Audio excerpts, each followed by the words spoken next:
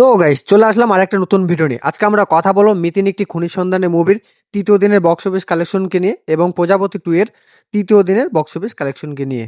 তো গাইস আমি দীপঙ্কর, তোমরা দেখছো আমার ইউটিউব চ্যানেল মুভিফিক্স অফিসিয়াল। তো গাইস ভিডিওটা আপনাদের জন্য খুবই ইন্টারেস্টিং হতে চলেছে, তাই রিকোয়েস্ট করবো ভিডিওটা ফার্স্ট থেকে নিয়ে লাস্ট অব্দি অবশ্যই দেখবেন এবং ভিডিওটি যদি ভালো লেগে থাকে ভিডিওতে একটি লাইক এবং চ্যানেলটি সাবস্ক্রাইব করে পাশে থাকবেন। তো চলুন শুরু করা যাক। তো ফার্স্ট আমরা যে মুভিটাকে নিয়ে কথা বলবো সেটা হচ্ছে মিতিন একটি খুনি সন্ধানে মুভিটাকে নিয়ে। আপনারা সবাই জানেন এই সিনেমাতে লিড চরিত্রে অভিনয় করেছেন বাংলার কুইন, মানে সত্যি যাকে বাংলার কুইন বলা হয়, কোয়েল মল্লিক। আর গাইস আপনাদেরকে জানিয়ে রাখি এই সিনেমার গান, ট্রেলার, টিজার সবকিছুই সুপারহিট হয়েছে। রিলিজের আগে কিন্তু এই মুভিটা একটা ভালো বাজ তৈরি করে ফেলেছিল। আর রিলিজের পর যদি আমরা দেখি তাহলে কিন্তু আমরা বুঝতে পারবো অডিয়েন্স রেসপন্স কিন্তু বেশ স্ট্রং।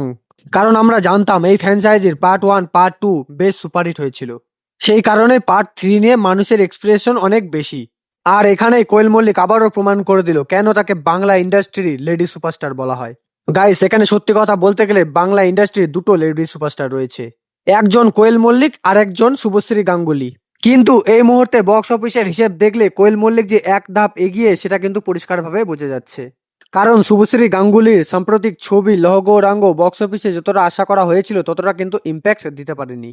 আর ঠিক সেই জায়গাতে মিতিন একটি খুনি সন্ধানে অনেকটাই এগিয়ে গেল। তো গাইজ এখন কথা হলো মিতিন একটি খুনি সন্ধানে মুভিটা অলরেডি তার 3 দিন কমপ্লিট করে ফেলেছে। তো 3 দিনে এসে এই মুভিটা কত টাকা বক্স অফিস কালেকশন করলো? তো গাইজ মিতিন মুভিটা তার 3 দিনে এসে বক্স অফিস কালেকশন করেছে 26 লক্ষ টাকা এবং এই মুভিটা গ্রস বক্স অফিস কালেকশন করেছে 69 লক্ষ টাকা। তো গাইজ মিতিন মুভি নিয়ে তোমাদের কি মতামত অবশ্যই নিচের কমেন্টে জানাতে ভুলবে না। তো সেকেন্ড আমরা যে মুভিটাকে নিয়ে কথা বলবো সেটা হচ্ছে প্রজাপতি 2 মুভিটাকে নিয়ে। এই মুভিটাকে নিয়ে কথা বলতে গেলে একটা নাম না বললেই নয়, দেব। দেবদা শুধু একটা অভিনেতা নন, তিনি বাংলা সিনেমাকে বাঁচানোর জন্য লড়াই করে যাচ্ছেন। একটার পর একটা কমার্শিয়াল ইমোশনাল ছবি তিনি বাংলার দর্শকদের উপহার দিচ্ছেন। আর আপনাদেরকে জানিয়ে রাখি প্রজাপতি 2কে কিন্তু আটকানোর অনেক চেষ্টা করা হচ্ছে। সবকিছু ভালো থাকার পরেও এত সুন্দর রেসপন্স, এত সুন্দর রেটিং থাকা সত্ত্বেও অনেক হলে কিন্তু ঠিকমতো শো দেওয়া হচ্ছে না। তবুও গাইস সত্যিটা হলো বুক মাই শোতে 9.1 রেটিং, মানে অডিয়েন্স নিজেরাই বলে দিচ্ছে মুভিটা কতটা ভালো। ষড়যন্ত্র হয়েছে, বাধা এসেছে, তারপরেও কিন্তু মুভিটাকে কেউ থামাতে পারেনি। কারণ ভাই প্রজাপতি 2 আলাদাই খেলা দেখাচ্ছে বাংলার বক্স অফিসে।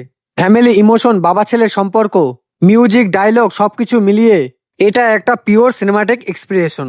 তো গাইস যাই হোক, এখন কথা হলো এই মুভিটা তার 3 দিন কমপ্লিট করে ফেলেছে। তো 3 দিনে এসে এই মুভিটা কত টাকা বক্স অফিস কালেকশন করলো? তো গাইস প্রজাপতি 2 মুভিটা 3 দিনে বক্স অফিস কালেকশন করেছে 1,20,00,000 টাকা এবং এই মুভিটা 3 দিনে গ্রস বক্স অফিস কালেকশন করেছে 3,70,00,000 টাকা। তো গাইস সব মিলিয়ে বলতে গেলে একদিকে মিতিন একটি খুনির সন্ধানে প্রমাণ করেছে কোয়েল মল্লিকের স্টার পাওয়ার, আর অন্যদিকে প্রজাপতি 2 প্রমাণ করেছে দেব কেন বাংলার বক্স অফিসের রাজা। তো গাইস এই দুটো মুভি নিয়ে তোমাদের কি মতামত অবশ্যই নিচের কমেন্টে জানাতে ভুলবে না। আর ভিডিও ভালো লাগলে প্লিজ ভিডিওতে একটি লাইক এবং চ্যানেলটি সাবস্ক্রাইব করে পাশে থাকবেন। দেখা হবে পরের কোনো আপডেট নিয়ে। ধন্যবাদ।